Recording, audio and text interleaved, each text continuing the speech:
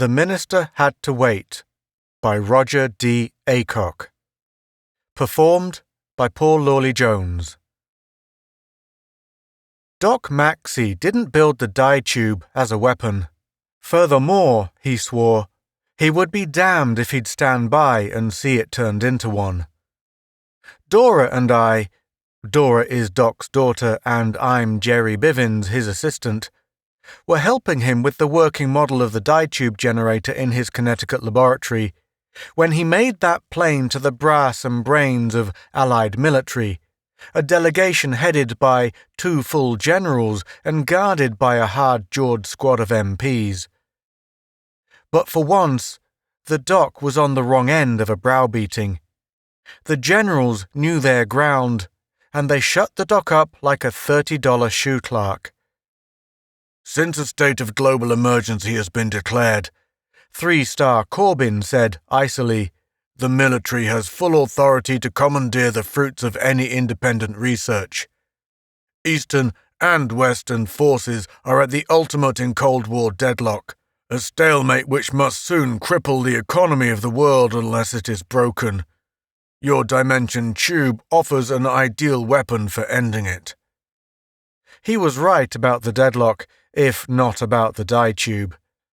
Every strategically important center in the Eastern Hemisphere had been impregnably roofed since the early 1970s with the Transmuscreen, a force shield that inerted atomic warheads to harmless isotopic lead. We Westerners had the same protection, of course, which brought on the stalemate.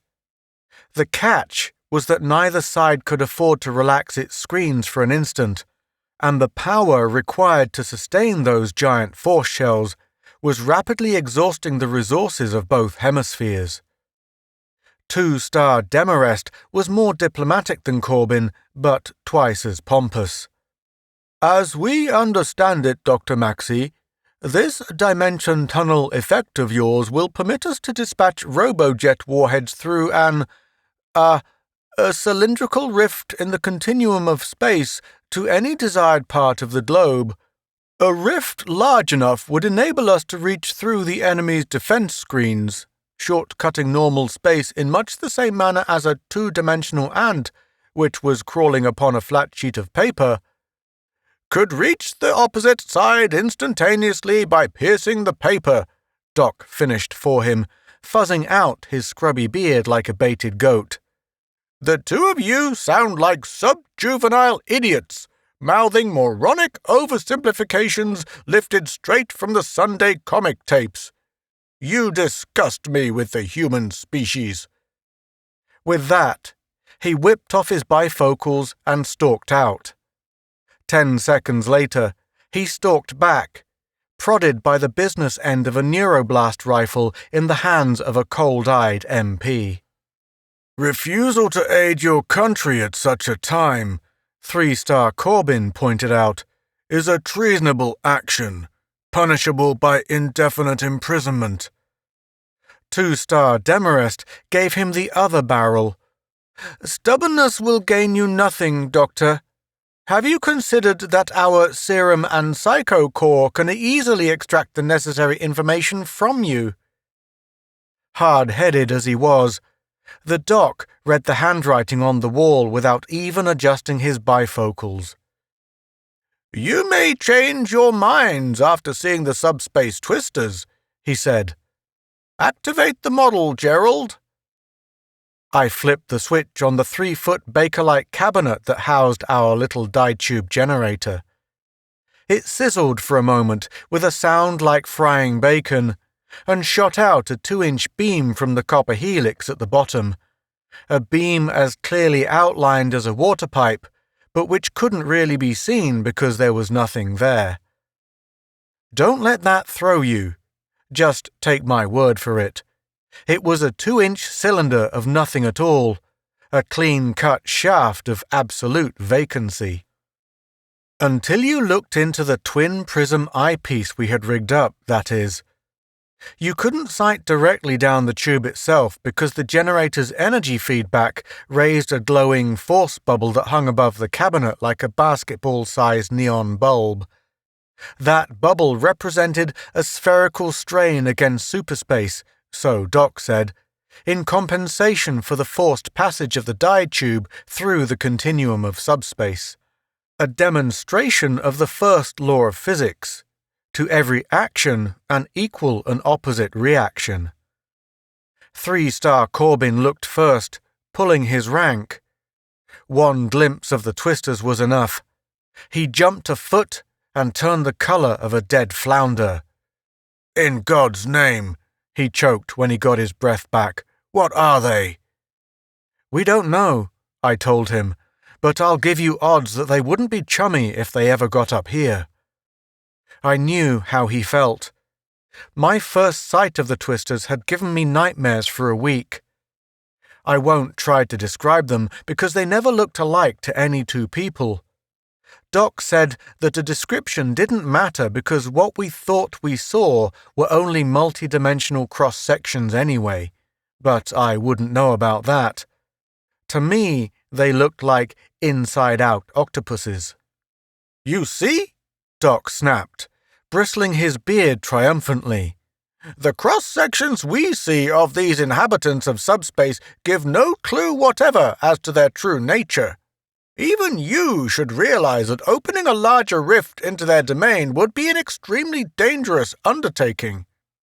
"Allied military," said 3-star Corbin, who had got some of his colour back, "is quite capable of dealing with these brutes if necessary. Dr. Maxey, you will proceed with the construction of a full-scale dimension tunnel." The doc made some sulphurous remarks that were lost in his beard. "I'd rot in prison first," he growled finally, "but for the fact that it would be suicidal to trust such equipment in the hands of morons. A large generator could extend a dimension rift clean to infinity, and sooner or later some incompetent fool would swing the beam in operation and slice the universe in half." And that was how the brass and brains of Allied military got their big dye tube generator built. It took 3 weeks, with Doc superintending and Dora and me doing the work, to set it up and tune it for the test. Doc, being a hard loser, made one last-ditch attempt to argue them out of using the dye tube. "The mathematical concepts involved in this operation," he told the generals and their white-smocked technical staff, "are obviously beyond the grasp of your stunted intellects. Therefore, I shall make shift with your adolescent analogy of the two-dimensional ant, which improbable brute, in boring through this sheet of paper, would find himself, for the duration of his passage, in a plane totally alien and untranslatable to terms of his own experience. Like the ant, we are dealing with a wholly new concept, subspace. My calculations show that other dimensions, there is no way of determining how many, lie above and below our own. In short-cutting either adjoining dimension, we shall be as utterly out of our accustomed element as the ant in the paper. Moreover, the continuum we call subspace is inhabited. Surely even you can see the danger involved." He was right, of course, but it didn't buy him anything. Nobody ever convinced a full general with that kind of argument. "Proceed with the test," ordered 3-star Corbin. There was nothing else for it. Dora clung to my arm, pressing close enough to make me almost glad of the risk we ran, while Doc obeyed orders. Doc, muttering minor blasphemies into his beard, punched the button that activated the big generator, and loosed catastrophe, as the telepapers later said, on an unsuspecting world. The big dye tube machine didn't sizzle like the model. It roared.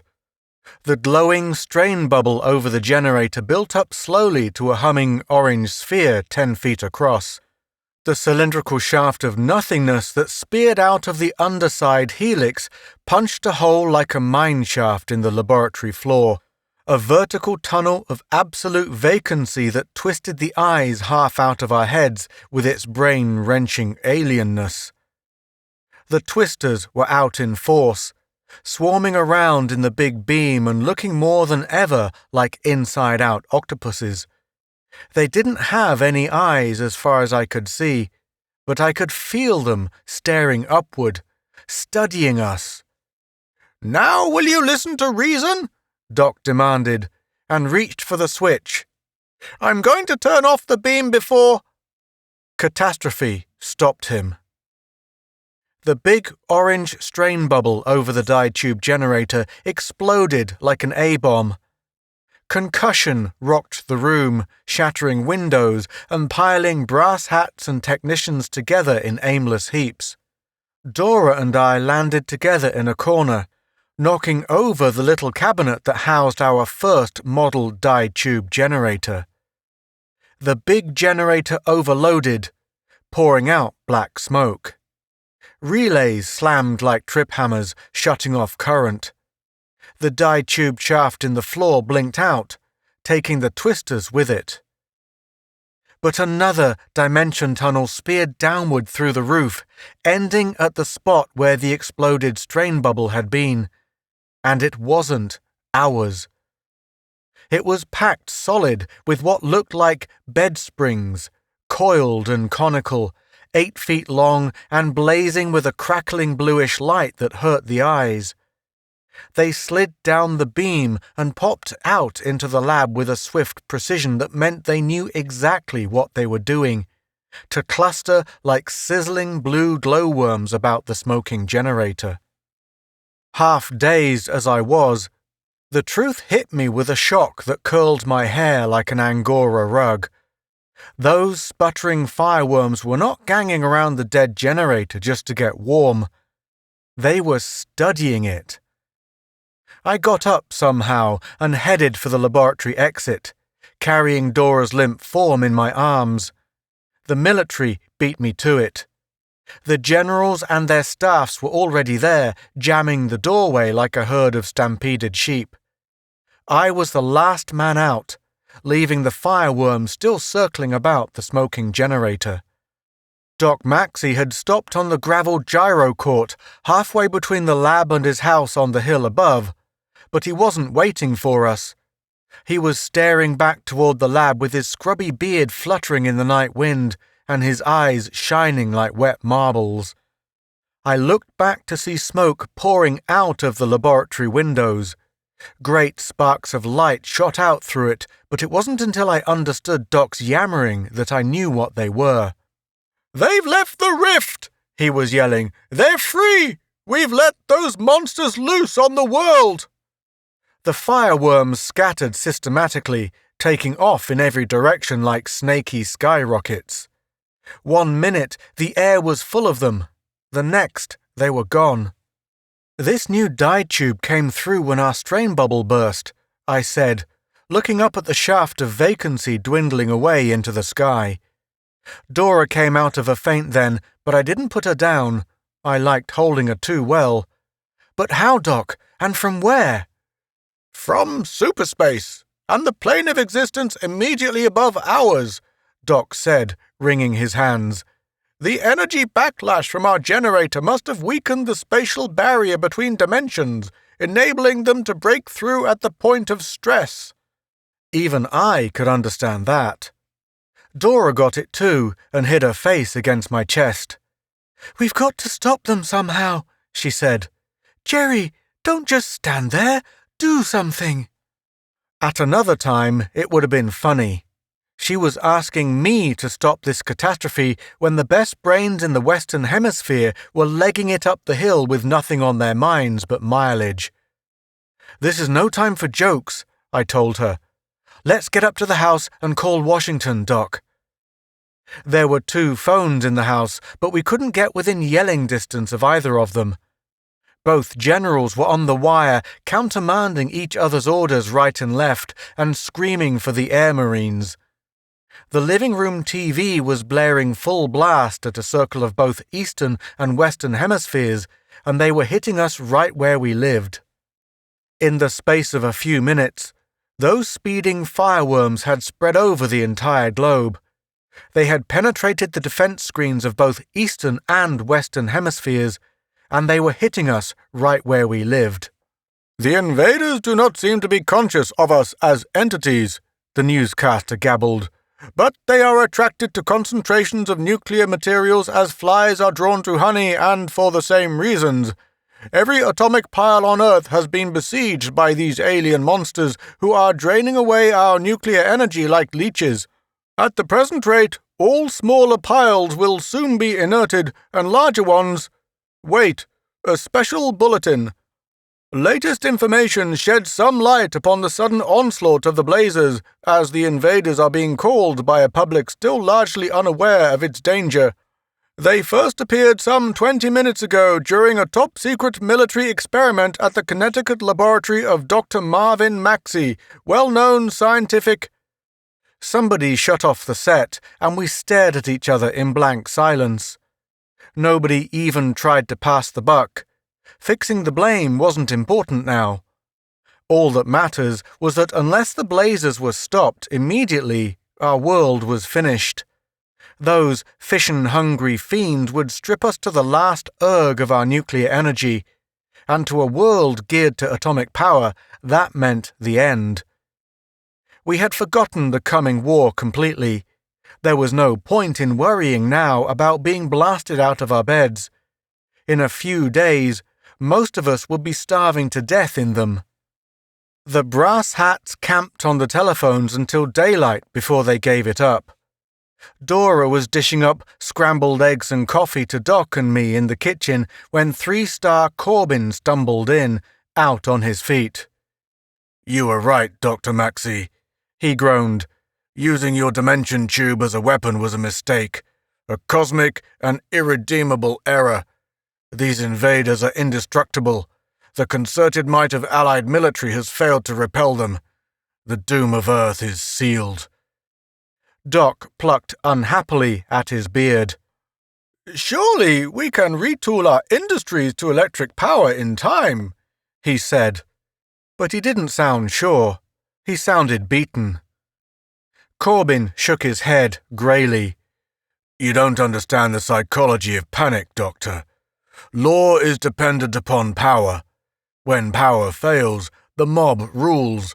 By this time tomorrow, government will have begun to break down. Civilization as we know it will disintegrate within a matter of days." I had known that all along, of course, but all of a sudden the real enormity of what was happening hit me like a boot in the stomach. There sat Dr. Maxey, one of the most brilliant physicists in the world, stumped.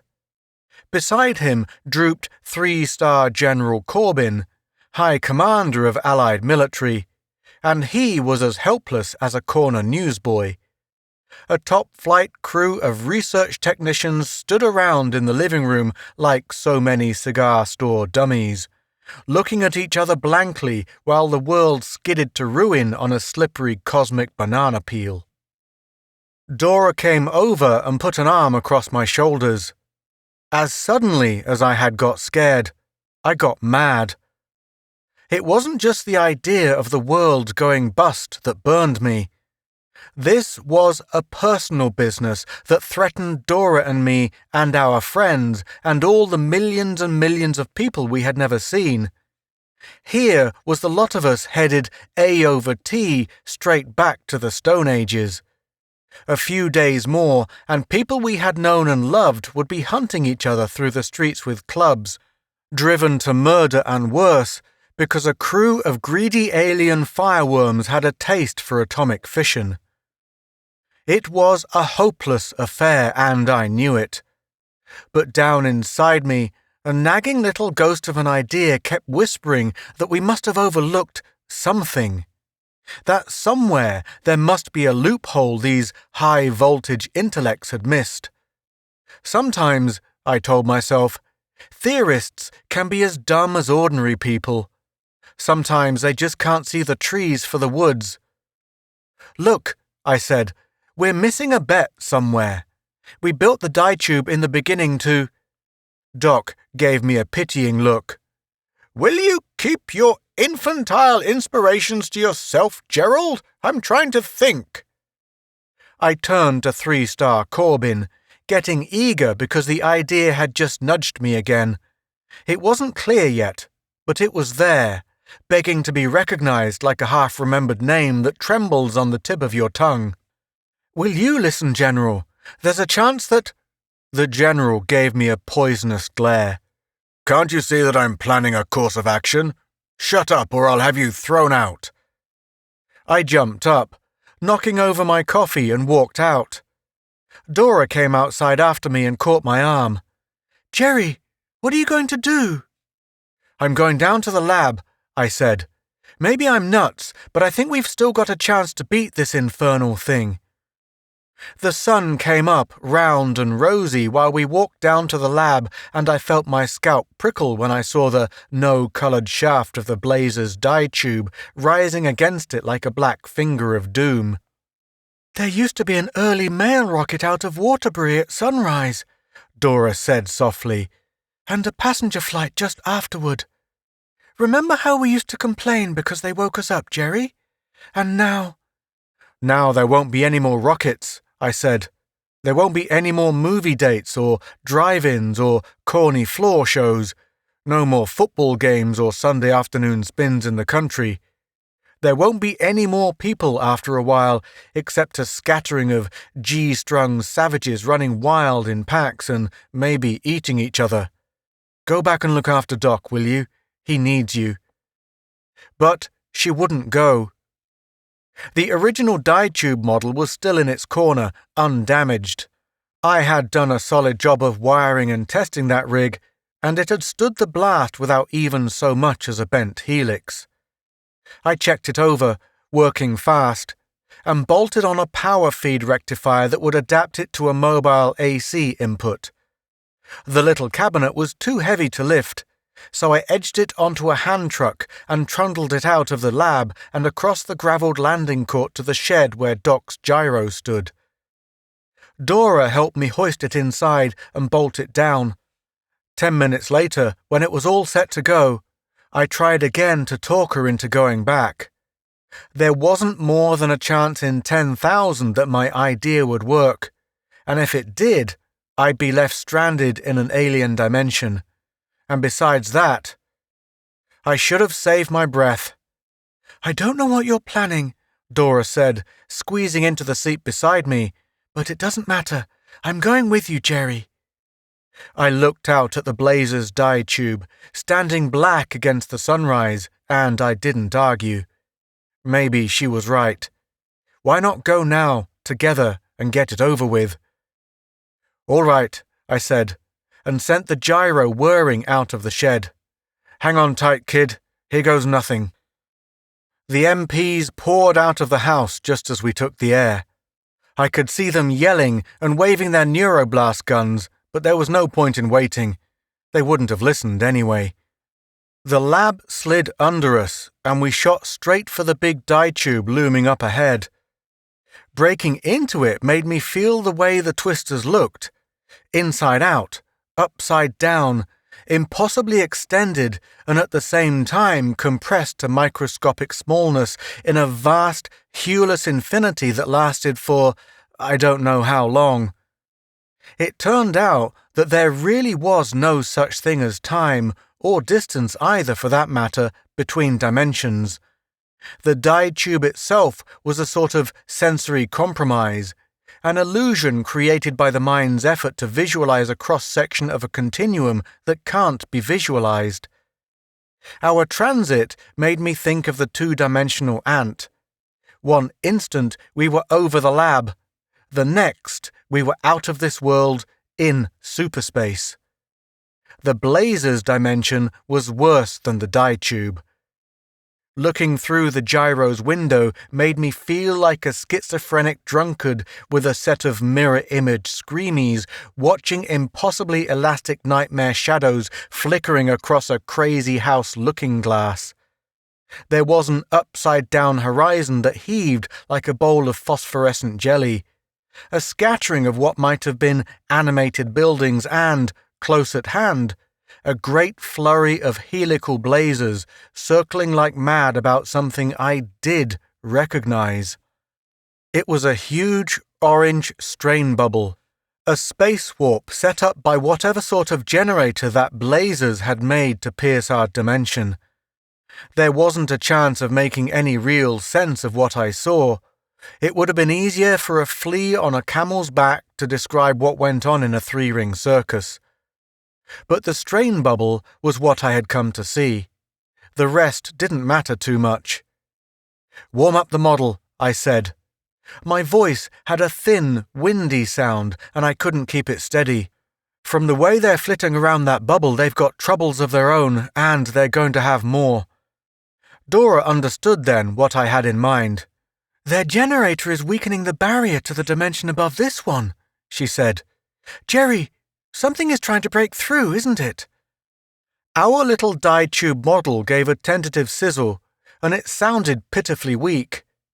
Using it was like tackling a grizzly with a hatpin, but there was no help for that now. "They aren't zipping around that space blister for exercise," I said. "Maybe they don't know exactly what is on the other side, but they're worried." That was the whole crazy 1,000,000-to-1 chance that had brought me here. It stood to reason that the Blazers' dye tube generator would create a strain warp similar to ours in their own dimension. If we could puncture their weak spot as they had punctured ours. The 2-inch beam of our little dye tube shot out, boring wide of the outlandish blob that was the Blazers' generator. I swung it back, correcting my aim, and the heat went on. The Blazers dropped their work instantly and whirled up towards us. But for once, they were slow.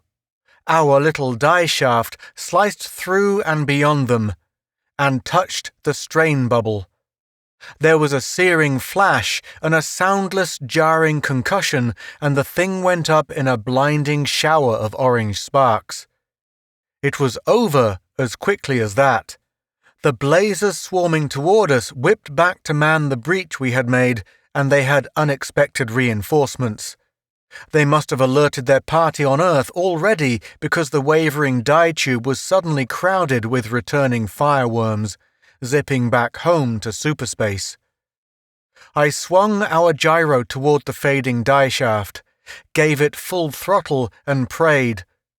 Dora was gripping my arm and crying something in my ear, but I didn't understand a word of it. I looked back once, just before we hit the crumbling column.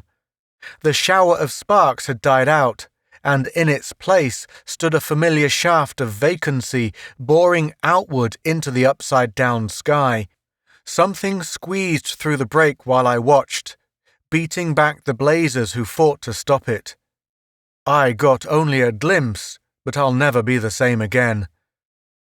It was a twister, but it didn't look like the ones we had seen through our dye tube. What we had seen then were only reversed projections, Doc Maxey said later, transposed cross-sections altered to something we could partially visualize with our limited senses. But this twister wasn't transposed, and it didn't look like an inside-out octopus. It writhed and swelled and radiated a dark, devouring coldness that snuffed out blazers like sparks against an ice cake. Other twisters may have followed it, I wouldn't know. We hit the dye tube then, and at the same moment, the Blazers' generator blew up with an appalling blast. The next instant, we were sailing over a parched and blazing desert, a glaring waste of jagged lava that stretched away on every side through a shimmering haze of heat. Black basalt cliffs jutted up here and there, warped and eroded by scorching winds. Dora and I looked at each other dumbly. "We got away," Dora said. "But what sort of dimension is this? Where are we, Jerry?" It was a good question. Judging from the landscape, the collapsing dye tube could have shunted us straight into the ash bin of hell. There wasn't a twinkle of water anywhere, not a wisp of cloud, nor a flutter of bird in the sky. Just a vast, wind-swept desolation, parching to a sandy crisp under a flaming sun. I was fumbling for an answer when Dora caught my arm. "Look, Jerry! There! Over the horizon! Isn't that smoke?" I looked, and it was. A thin white streamer of smoke rising across the Badlands, wavering at the top like the crooking of an enigmatic finger. "We may as well investigate," I said, heeling the gyro toward it. "If it means another danger, we might as well face it now as later." But it wasn't another alien menace. It was a sheep camp at the edge of the lava beds not far from San Rafael, New Mexico. The Mexican herder ran like a jackrabbit when we swooped down, never having seen a gyro before. But at Acomita, over on the Pueblo Indian Reservation, we found a government agent who gave us our bearings and brought us up to date. After what we had been through, it was only a minor shock to learn that it wasn't 1982 any longer. It was 1985, and the blazers had been gone for so long that they were practically forgotten. Doc Maxey explained later, when we showed up with a small army of telepaper reporters at his Connecticut home, that our being caught in the collapsing dye field had somehow distorted the time values involved and had shunted us 3 years into the future. We took his word for it. "The proponents of the circular universe theory were more right than they knew," Doc said, beaming and waggling his beard. "There would seem to be only 3 major planes of existence, each existing in a state of reciprocal contiguity to the other 2. I suspect also that spherical space is actually a unilateral continuum of 3 layers, restricting lateral transit to one direction in much the same fashion as a rectifying crystal governs the flow of electrons. That would explain why the twisters could force entrance into the blazers dimension, once you destroyed the strain bubble in superspace, but could not enter our plane from their own subspatial continuum." "It's all physics to me," I said, holding Dora's hand and feeling almost safe again. "Only one thing worries me. Did the blazers lose the rhubarb we ran out on, or will we have them back in our hair again someday?" Doc gave me a startled squint and fuzzed his beard goatishly. "Get that model generator out of the gyro," he ordered, sounding like his old self. "We'll never know what the situation really is unless we reactivate the dye tube and—" "And start that rat race again?" I yelled. I could see the whole crazy business happening over and over in a sort of vicious cosmic circle, and the thought made my scalp crawl. "Over my dead body, you will." Dora and I had planned to find a minister next, but the big moment had to wait. I had one final adjustment to make on that infernal dye tube model first. I made it on the spot, with a large sledgehammer. Postscript.